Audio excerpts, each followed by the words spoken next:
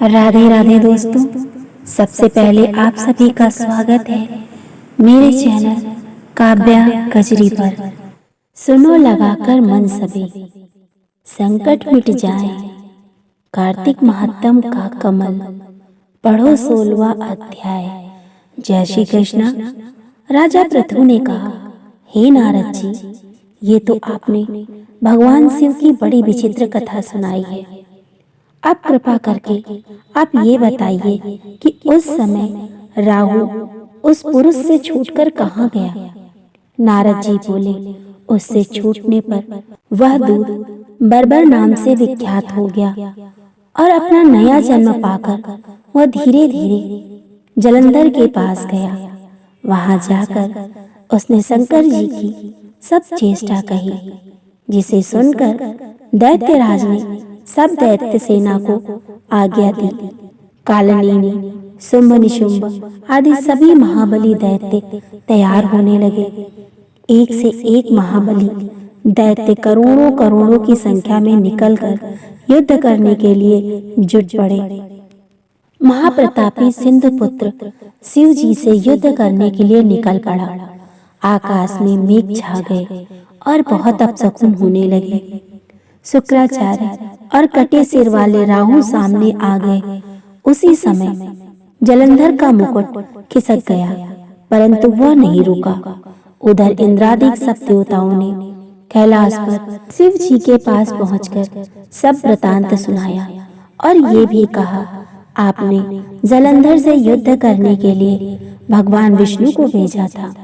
वह उसके वशीवर्ती हो गए और विष्णु जी लक्ष्मी सहित जलंधर के अधीन होकर उनके घर में ही निवास करते हैं। अब देवताओं को भी वही रहना पड़ता है। अब वह बलि सागर पुत्र आपसे युद्ध करने आ रहा है, अतएव आप उसे मारकर हमारी रक्षा कीजिए। ये सुनकर शंकर जी ने विष्णु जी को बुलाकर पूछा, हे ऋषिकेश, युद्ध में आपने जलंधर का संहार क्यों नहीं किया और बैकुंठ छोड़कर आप उसके घर में कैसे चले गए। ये सुनकर विष्णु भगवान ने हाथ जोड़कर नम्रता पूर्वक भगवान शंकर से कहा, उसे आपका अंशी और लक्ष्मी का भ्राता होने के कारण ही मैंने नहीं मारा है। ये बड़ा वीर और देवताओं से अजय है। इसी पर मुग्ध होकर मैं उसके घर में निवास करने लगा हूँ।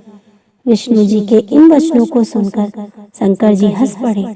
उन्होंने कहा, हे विष्णु, आप ये क्या कहते हैं। मैं उस दैत्य जलंधर को अवश्य ही मारूंगा।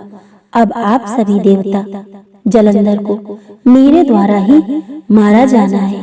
अपने अपने स्थान पर जाइए। जब शंकर जी ने ऐसा कहा तो सब देवता संदेह रहित होकर अपने स्थान पर चले गए। इसी समय पराक्रमी जलंधर अपनी विशाल सेना के साथ कैलाश पर्वत के समीप आकर घोर सिंहनाद करने लगा। दैत्यों के नाद और कोलाहल को सुनकर शिव जी ने नंदी आदि गणों को उससे युद्ध करने की आज्ञा प्रदान की। कैलाश के समीप भीषण युद्ध होने लगा।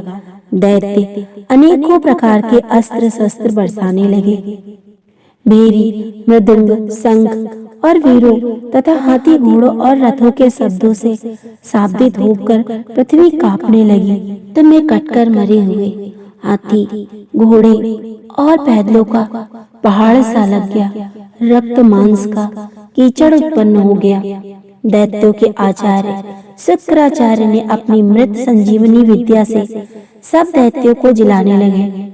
ये देखकर शिव जी के गण व्याकुल हो गए और उनके पास जाकर सारा वृतांत सुनाया। उसे सुनकर भगवान रुद्र के क्रोध की सीमा न रही। फिर तो उस समय उनके मुख से बड़ी भयंकर कृत्या उत्पन्न हुई, जिसकी दोनों जंघाएं ताल वृक्ष के समान थी। वह युद्ध भूमि में जाकर सब असुरों का चवर्ण करने लगी और फिर वह शुक्राचार्य के समीप पहुंची और शीघ्र ही अपने योनि में गुप्त कर लिया। फिर स्वयं भी अंतर्ध्यान हो गई।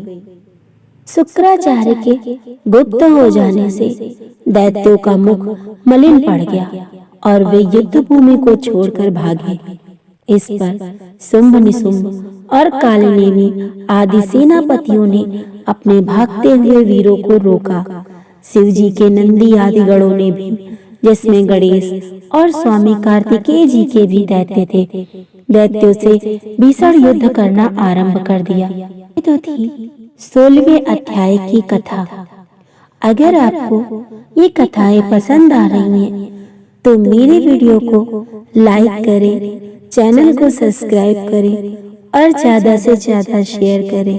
और हाँ, कमेंट में राधे राधे अवश्य लिखें। राधे राधे दोस्तों।